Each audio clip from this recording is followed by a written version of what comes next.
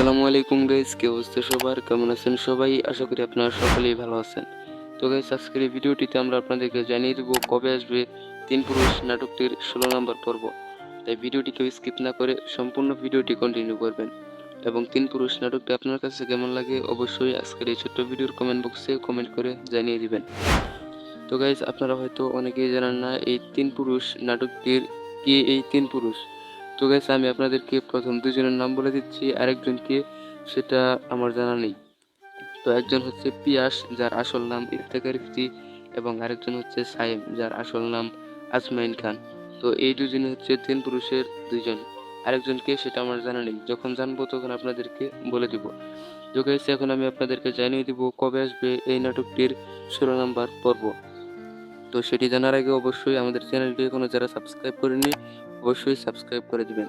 তো গাইস, তিন পুরুষ নাটকটির 16 নম্বর পর্বটি আপনারা দেখতে পারবেন বৃহস্পতিবার দুপুর 3টার সময় ইগল ড্রামা সিরিজ ইউটিউব চ্যানেলে।